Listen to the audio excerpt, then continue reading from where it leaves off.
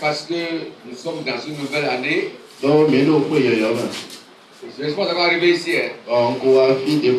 Ou bien? Alors nous disons qu'on gagne. Hein? D'accord, je suis venu ici pour vous. D'abord, vous souhaiter une bonne et heureuse année. Amen. Et que la grâce de Dieu se repose sur vous. Amen. C'est le début de l'année. D'accord. Juste pour vous saluer seulement. Même si je ne prêchais pas, ça ne fait rien. Mais l'homme de Dieu a dit qu'on va prêcher. Amen. Donc, comme il a dit que je vais prêcher, je vais prêcher. Parce que la parole est là toujours. Je vois ici l'année de mon rapprochement du trône de Dieu.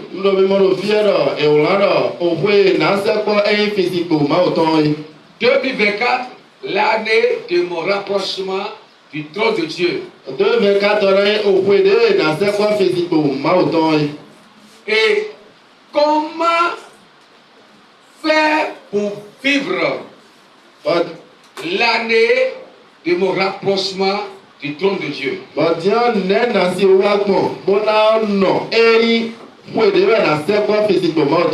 Parce que ce thème cache beaucoup de bénédictions. Et c'est pour 2024. Alors comment je vais faire pour rester dans cette bénédiction? Est-ce que vous voulez comprendre ici? Alléluia. Parce qu'il faut ça.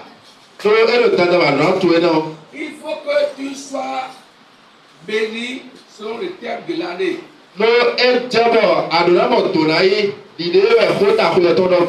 Et si tu veux être béni selon le terme de l'année, il doit comprendre qu'il y a des choses à faire.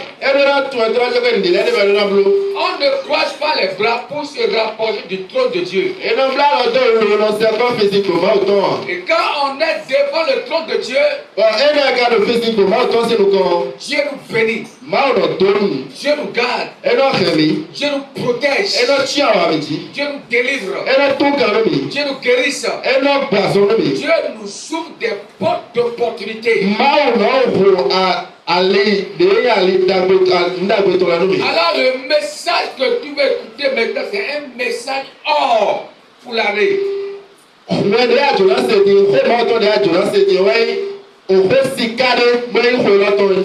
L'homme de Dieu est inspiré. Et vous avez prié ici. Vous avez fait 2 jours. Et vous avez prié. L'homme de Dieu a parlé. Ça, c'est la parole.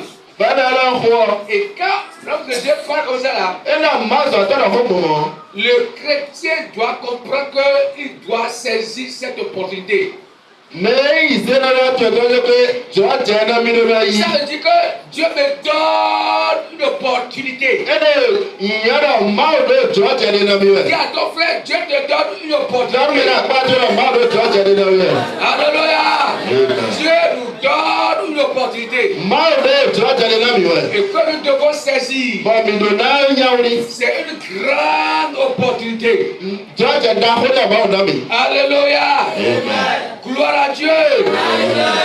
Gloire à Dieu. Alléluia. Gloire à Dieu. Alléluia. Nous devons prendre possession de ce thème.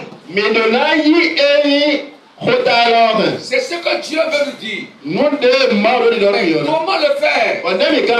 Si nous allons dans Deutéronome. Deutéronome 1 verset 21. La Bible dit ceci. Vois, l'Éternel ton Dieu met le pays devant toi. Monte, prends possession. Que Comme te l'a dit le Dieu de tes pères. Ne crains rien. Et ne t'effraie point. Nous allons ramener ce verset ici dans le thème. Dieu te donne aujourd'hui cette année. Et cette année qui s'appelle l'année de mon rapprochement du trône de Dieu. Mais Dieu dit quoi? Monte et possède. Quand le thème est là, il faut travailler le thème. Quand Dieu te donne cette opportunité, il faut travailler le thème là. Toute l'année. Pour que le thème soit réel dans ta vie. Quand tu te rapproches du trône de Dieu, ça dit que Dieu est en toi comme ça. Dieu se manifeste en toi. Dieu réagit. Dieu se manifeste. Quand Dieu dit, il faut travailler. Il faut monter. Quand on dit monter, c'est travailler. Amen. Il faut travailler le thème. Nous allons voir comment on va travailler ce thème-là. Quand on va encore dans Deutéronome 11, verset 24.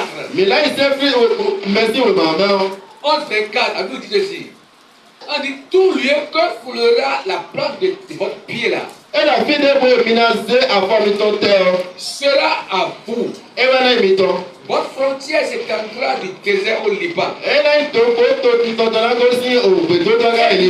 De l'Euphrates jusqu'à la mer occidentale.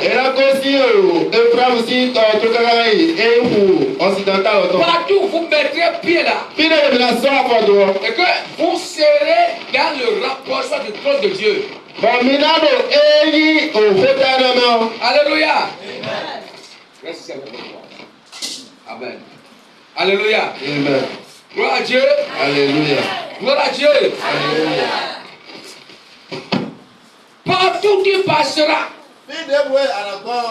le terme sera accompli dans ta vie.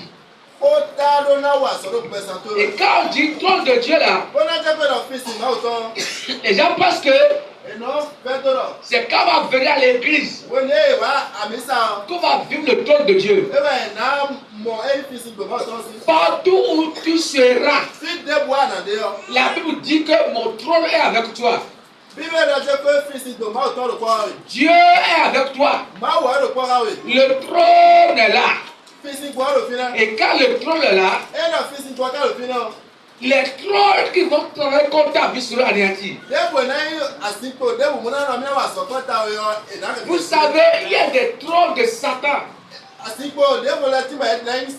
Des trônes du diable qui existent. Des trônes de trônes qui existent.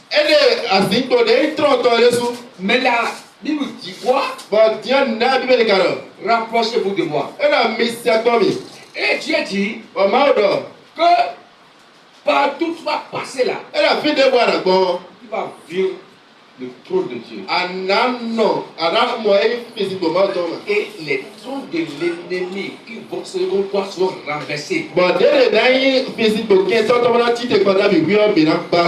le trône de Dieu va parler dans ta vie. C'est pourquoi ce que je vais faire, il n'y a pas de monter, travailler pour gagner le thème. Comment faire? On va dans Jérémie 15, 9. Jérémie 15, 19. Je lis. Jérémie 15, 9. Quelqu'un a trouvé? Ou bien je lis ici? Oui, oui. C'est pourquoi ainsi parle l'Éternel. C'est pourquoi ainsi parle l'Éternel à l'église de Zivier. C'est dans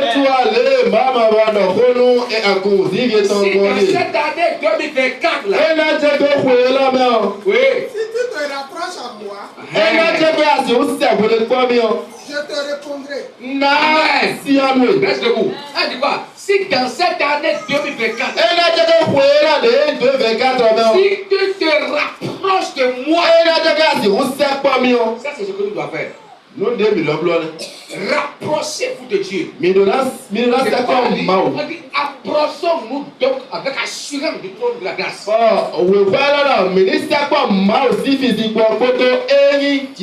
Pour vivre ce qui est dans ce trône-là. Dans cette année 2024, tu dois te rattacher. Et te rattacher à Dieu. Rattache-toi à Dieu solidement. Confie-toi à Dieu entièrement. Et tu vas vivre ce qui a été dit sur la lettre de ta vie.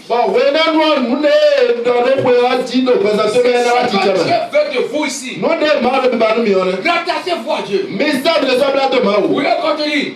Et tu te tiendras devant moi. Et tu te tiendras devant moi. Si tu sépares ce qui est précieux de ce qui est vil. Alléluia. Tu seras comme ma bouche. Amen.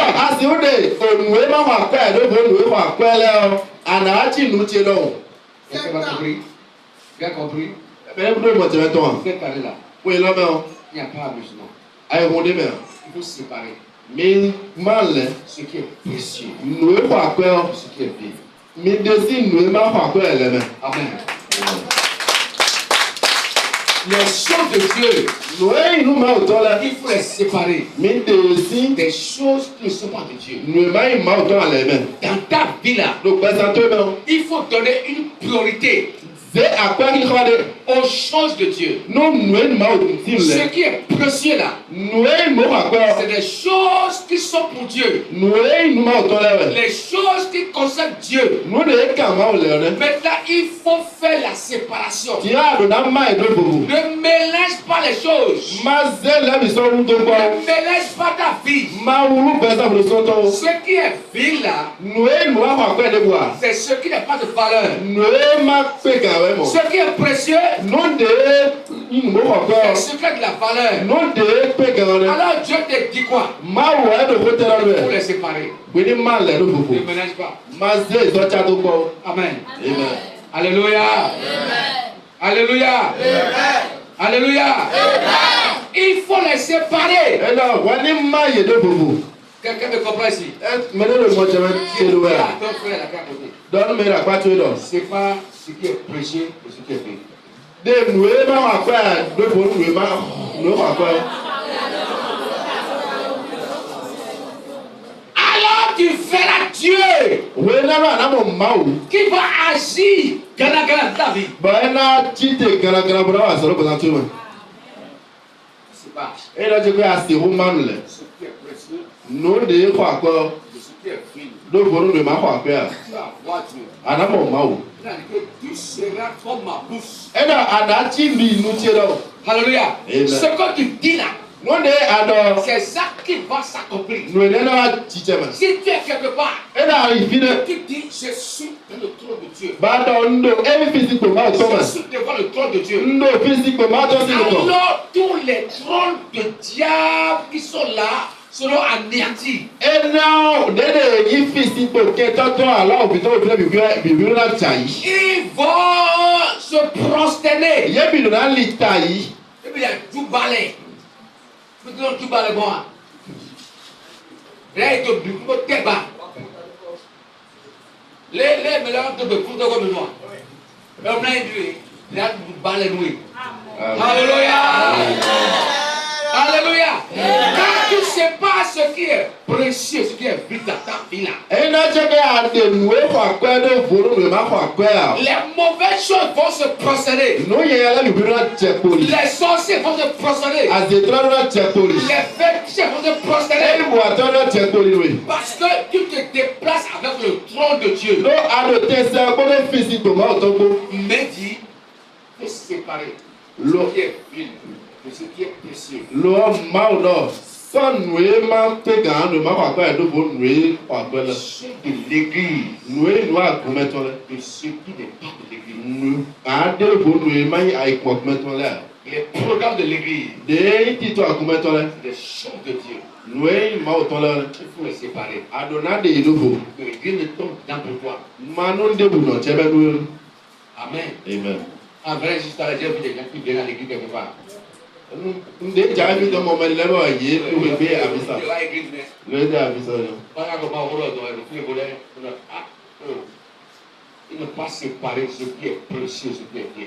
mɛnɛ lɛ ima nu de fa fɛ ne bo nu ma fa fɛ lɛ. Amen. amen. Quand tu fais ça là, e dɔ a do nuwa tu kɔmɔ. devras passer Dieu. wa do wa de sɔn plate ma wɛ. Tu sépares ce qui est précieux de ce qui est vil. bɔn nu de fa fɛ yan de ne bo nu ma fa fɛ yan. Tu vas vivre l'année du rapprochement du trône de Dieu. wele nu anasi o nɔ eyi ko eyi. Et a dit quoi? esi gbɔmɔ tɔ C'est sɛ à kɔmɔ. eux de revenir à toi. C'est à eux de revenir à toi. Mais ce n'est pas à toi de retourner Ce vers n'est eux. pas à toi de retourner vers eux. e dɔ ye tɛrɛ na kɔnto e dɔ hɔ na lɛ kɔ wɔna ikɔ etɔn. Quand tu fais la part des choses e là, na jɛ ko asi o de ne de bo de yɔ. c'est les gens qui vont venir vers toi. mɛ de lɛ na kɔntɔ yɛ. Les choses vont venir vers toi. nu lɛ na wa kɔntɔ yɛ. Les choses viendront vers toi. tona na wa Ce kɔntɔ n'est yɛ. pas toi qui vas chercher à faire des prêts sur les païens. e na jɛ ko fɔ ɛna ti de wɔna yan kɔ do kosi lɛ gɔn. Mais quand Dieu dit ça là, c'est pour agir. e na jɛ ko maaw dɔ mɔ e Si to na wa tu sɔrɔ. sépares les choses précieuses de ce qui est vil, e na jɛ ko nu de xɔ akɔ yɛrɛ si se bɛ bolo ma ma Dieu sɔrɔ. va agir dans ta vie. maaw na wa sɔrɔ pɛsɛntu mɛ. Et quand c'est fait comme ça, e na jɛ ko e ni gbɔmɔ qu'est-ce que Dieu dit? e tɛ maaw ka dɔ. Malachie 3, 18. malasi si o ma sa Je tɔn. sépare de ce qui est vil, de ce qui est précieux. Quand je considère les choses de l'église, e na jɛ ko nɔ wuli awunu mɛ yi. l'argent que Dieu me donne là, akɔ yɛrɛ maaw nɔ na mi quand yɔ. je sépare dedans, nɔ si o de ne ce fo. qui est pour Dieu là, de maaw tɔn si mi yɔ. Dieu dit quoi? e tɛ maaw ka dɔ. Suivez. Et vous verrez de nouveau la différence entre le juste et le méchant. Alléluia! Alléluia! Oui, Entre le juste et le méchant. et Entre celui qui sait Dieu et celui qui ne le sait pas. Alléluia! Amen. Et vous verrez e na mi na mɔ. la différence Bo pipɔn. entre le juste et le méchant. E n'o mɛ jijira ko ne mɛ ya ko Entre celui ne qui adore Dieu mɛ le maaw et sɛ. celui qui ne l'adore pas. e ko ne mɛ ma se ma wa yɛ. Pourquoi aujourd'hui e tɛ o sɔrɔ e bɛ yɔ. le païen se plaint, mɛ ma yi se a e n'o de fɔ jɛ ko yɛ. les chrétiens se plaignent? mɛ yi se la bɔ e n'o de lu hu dɔ yɛ. Ils sont dans le faux savait. Mais ils sont dans le faux savait. Ils sont dans la fiabe. Mais ils sont dans la fiabe. C'est quoi comme ça? Ça veut dire qu'on a les mêmes problèmes e ti mɛ na mɛ bi kuyɛ ne ta gbado kɔ lɛ. dans ta famille. do wɛtoto kɛntɛ na. Pourquoi les gens pleurent? e tɛ sɔn mɛlɛ kana fiya wɛ. Pourquoi les gens se plaignent? e tɛ sɔn mɛlɛ ka do fo sa wɛ. Et toi-même tu te plains. bakɔlɔ sɔ a ka bɛ do fo sa wɛ. Je t'apporte une bonne nouvelle. n wa kɛ wɛna gbolo kura do ye. La différence commence aujourd'hui. e fo ti tɔ e bɛ se pe. Ça commence aujourd'hui. e bɛ se pe. Je te parle en tant qu'apôtre de Jésus. sinamɛ ni ta yi ni e bɛ se to ma o tɔ ye. Ma Bible a dit, wèwé se dɔ. quand on va voir e do la mɔ. la différence fo pipɔn. entre celui qui adore Dieu e de mɛ ma o et sɛ mɛ. celui qui n'adore pas, ko ne bɛ ma o sɛ ko c'est mɛ. dans ta famille. e n'o kɛ to yen nɔ. Toi qui adores Dieu là, ɔ fɔ a ma o sɛ wa. ta vie doit être meilleure. bɛɛ sa to ya ne ma ma Tu ko. n'adores pas Dieu. e ne ye ko nka bɛ ma o sɛ. Mais ça, ce que Dieu nous dit, nu de ma o dɔ ni si yɛrɛ. nous séparons ce qui est précieux e ne jɛ misi de nu e wa pɛ de ye. ce qui est vil là, n'o fɔ nu ma ma pɛ yan. Dieu va démontrer sa puissance. maa da de kú wọ́n tó bẹ́ẹ̀. Pourquoi dans ta vie, bɔn gbɛsɛ tó bọ̀. dans ton foyer, do e yi wọ́n tó tó on bọ̀. va voir la différence. e donna ma fo pipɔn. Et les gens vont te dire, bɔn mɛ ɛna dɔ bɛ dɔ. ton Dieu est Dieu. maa tó ye maa o. Quand tu vas dans le marché, e ne jɛ k'a yi o hakilɛ bɛ o. c'est toi qui vas vendre. wala sa Je ye. dis, c'est un défi, mes frères. C'est un défi. e ne pe ma dɛ. Si je suis dans le marché, e ne jɛ ko do hakili bɛ o. si je ne veux e pas, na ma sa nɔ. les paroles ne vont pas vendre. mɛ ma yi sɛ ɛna sa Parce nɔ. que moi, je suis enfant de Dieu. e na mɔna yi ma o si fi. C'est parce que nous ne séparons pas les chose. Minɔn de lɛrɛ fɔ de y'a ka sɔn. Quand le païen fait Akisi là, E na tɛ ko mɛ bɛ sɛ ala kisi dugukolo. toi tu fais Akisi. Wale sɔrɔ ta kisi dugukolo. C'est la différence. Peter ko bi bɔ kari. Tu veux voir d'abord ta différence Maaw tɛna mɔ o ko bi bɔ to ɛ wɛ. et veut te montrer sa différence à ta vie. Bɔda de ko bi bɔ e yɛrɛ sɔtɔ ka o ka to On doit yɛ. savoir qui est qui. Èdèlá tó mɛ de le de mɛ. Qui adore Dieu. Èdèlá tó mɛ de b'aw Qui sɛbɛn. adore pas Dieu. Èdèlá tó mɛ ma de b'aw C'est sɛbɛn. ta maison. N'a ko to Les bi gens la. sont malheureux. Mɛ la bi kɛ dɔ ku nana o bila mɛ. Moi, chrétien, Nyɛ je ne ise la. dois pas être malheureux. N bɛ n'a de o bila bila mɛ bɔ bi Ma nɔ. vie doit être différente. Bɛɛ sa cɛ la kɔkɔ. C'est pourquoi on doit prier. E n'o tó bi la ko dɛ. Pour demander à Dieu là. Bɔn bi na bi yɛ b'aw dɔn. Quand ce qu'il a dit là, N'o de ye dɔ. ça soit réalisé. E ni waati cɛ Mais mɛ. si seulement si Wɛɛ n'o ye bi. je E n'a cɛ fɔ je de mɛ. prends ma décision, Wɛɛ de bi sɛ bɛ ta kɛ. je fais la différence. Bona si o de lɛ n'o koko. Là où le païen fornique là, Bi de bɛ e mɛ ma yi si a dɔ a kan lɛ bɛ moi, dɛ. je ne fais pas ça. Nyɛ yɛrɛ bilen mɔ. Là où les païens sont dans une dispute là, Wɛɛ de bɛ mɛ ma si a lɛ tɛ ɛ n'o fi de bɛ do tirɛ moi, dɔ. je ne fais pas ça. Nyɛ yɛrɛ bilen mɔ. Là où les païens volent, Bi de bɛ mɛ ma si a lɛ to ta dɔ. Nyɛ yɛrɛ bilen mɔ. Dieu me voit là, Maaw mɔ mi. il voit que c'est mon enfant. E n'a tɔ tɔ la fi tiɲɛ. Je vais faire en lui la différence. Ndo n'a bilen fo bi gbɔn ni n'o gbɛsɛ tɔ. Ça pour savoir que Mɛ n'a to dɔ. juste Mɛ ti tirɔ. faire E n'a e bɛ fo ce qui ko. n'est pas possible. N'o mɛ ma yi mɛ tɔ tirɔ. Il faut qu'on voit la différence. E donna mɔ fo bi gbɔn gbɛsɛ On tɔ. doit voir la différence. E donna mɔ fo bi gbɔn gbɛsɛ On doit tɔ. voir la différence. E donna mɔ fo bi gbɔn C'est gbɛsɛ tɔ. pourquoi Dieu voit. E n'a sɔn b'a dɔn. Donc, après la solitude. Ministère physique ma autant ton physique ma to ko ti de ko Je dis quoi? La miséricorde est de trouver grâce pour être secouru dans les béton besoins. bona to mo e le blanc ko to ben ma to ko bona mo e a lo ko ma to ko bi tra Différence. Dans ta maison. ko to bi adona bongo Dieu va tout faire la différence. ma da blo ko mo ba to Ce qui fait que au-dessus de la famille, e so be pour le les gens se moquent de toi. mais les non pour le ko to le to Pourtant, tu vas à l'église. to ga to ka l'église yo ara bi sa yo Je dois parler comme ça. e do na pour moi Venez. Celui qui adore Dieu là. mais le ma se Sa vie doit être différente de ta vie. Tu dois pas dire. ben sa to ra ko bo le mara mi sa yo C'est pourquoi nous allons prier. e ne to so bi la ko de Tu vas prier. ara ko de Comment tu vas pas dire merci à Dieu? ara be pa to ma o ji Cette parole. nuko de ase o Prie ana d'abord. ko de to pa ma o Dis merci. nuko de ase ana ko de la chere nuko to Dis merci à Dieu. ana ya chere ko no nuko to de si o to pa ma o nuko la ji Rebo te te ya mahete.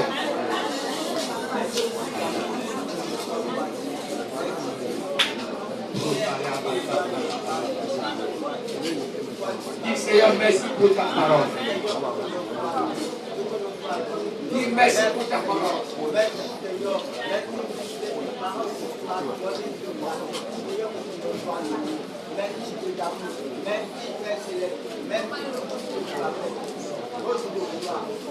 Rebo sacré. Merci pour ta parole que tu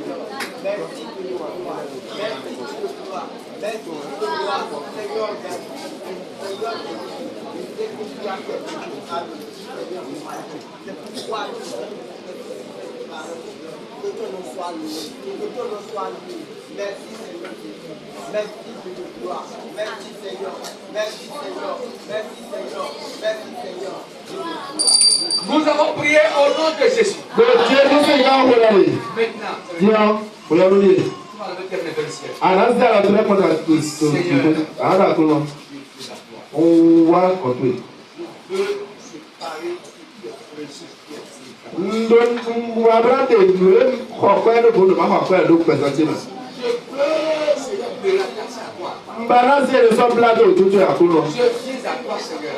wa ko ti akono Accepte ma tête de Seigneur. yi mi bi le de poto Et a pris dans le nom de Jésus. ko da bo lo to si ko Prie dans le nom de Jésus. ko da bo lo to si ko Prie dans le nom de Jésus. ko da bo lo to si ko Prie au nom de Jésus. ko da lo to si ko Seigneur, je prie. ana ko no mo ti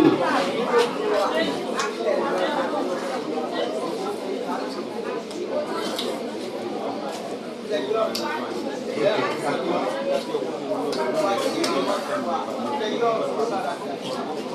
Prie, c'est levé la gloire.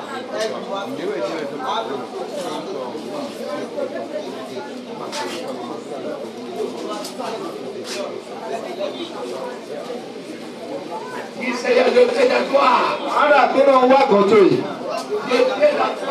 Akono wa gotoi. Nade nwe wa pere bodo na ma pere. O pese cheno. Je veux me découvrir sur la spirituelle. Mbana se de ba ko ku wa to. Je veux les choses qui me concernent, Seigneur. Ndona mzodo to ba nwe to le de boa. Je tiens à toi. Wa gotoi. Voilà ton Dieu. Kono ma otoi. Voilà ton Dieu. Kono ma otoi. Voilà ton Dieu. Kono ma otoi. Ce matin, tu es dans de visiter. Ma o na ba to to sabode. Il faut que tu fasses sincèrement à Dieu.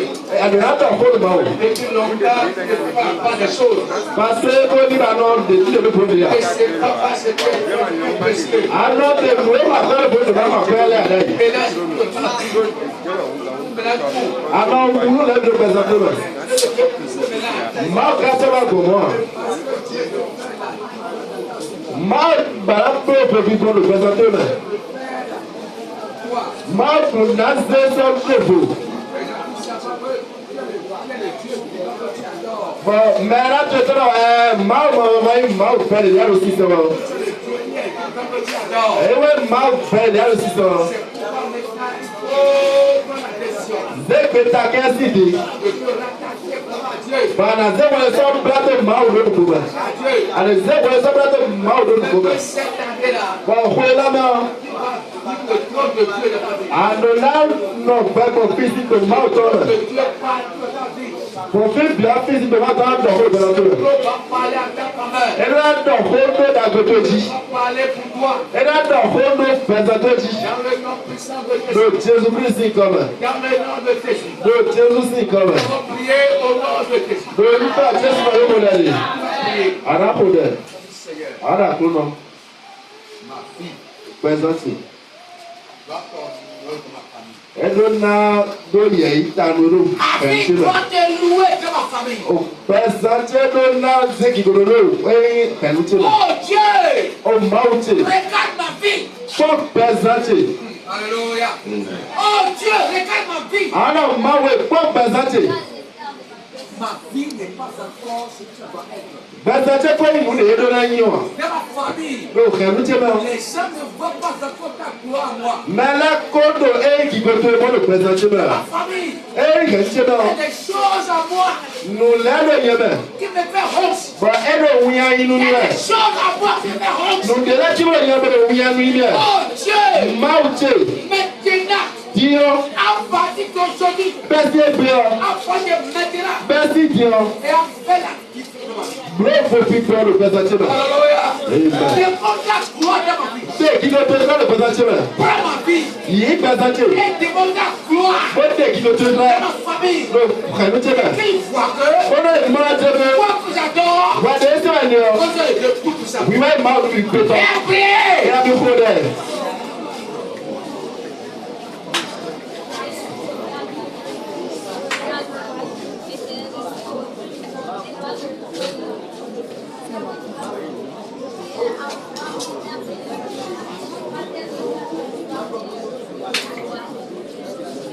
Priez. C'est ton temps. C'est toi-même qui dois prier. Retourne-toi pour elle. Prie pour toi-même. Dis Seigneur, c'est le temps. Maintenant, ma vie doit t'honorer. Ma vie doit t'honorer.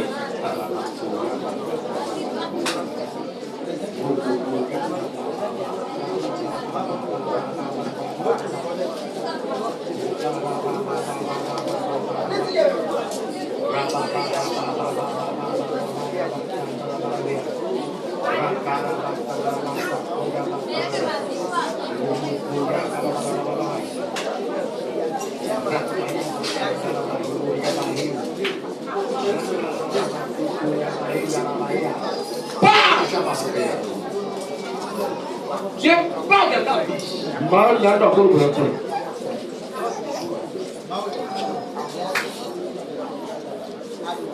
Nous avons prié au nom de Jésus. Amen. Donc Jésus c'est quand même moderne. On va prier. Alors moderne. À partir de maintenant, Alors merci. que tout trône de la sorcellerie, Des moyens à Sipo, à que tout Sipo de trône de la malédiction, des moyens à Sipo de nous d'autres de qui vie. part dans ma famille, Pour le voler le retour, prenne feu, ni millions, prenne feu, ni millions, prenne feu, ni millions, prenne feu, ni millions, prenne feu. ni millions. Priez! Et à moderne.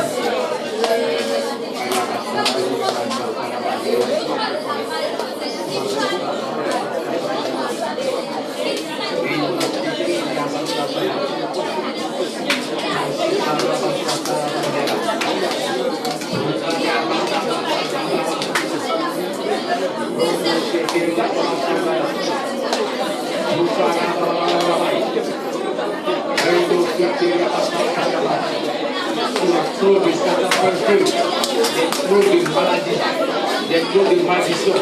Prenne feu, prenne feu, prenne feu, prenne feu, prenne feu, prenne feu. Dans le nom de Jésus. Le nom de Jésus est restable dans le Jésus. Dans le nom puissant de Jésus. Dans le nom puissant de Jésus. Dans le nom de Jésus.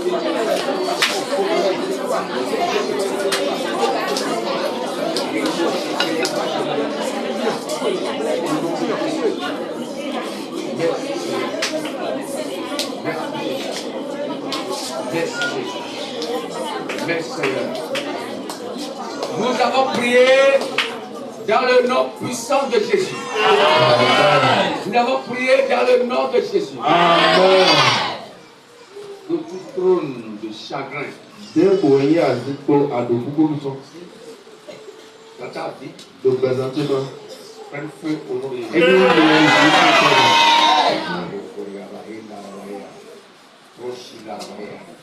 Tout trône de chagrin, des moyens à Sipo à de beaucoup de choses. tout trône de douleur Des moyens où vous êtes à Sipo. et de pleurs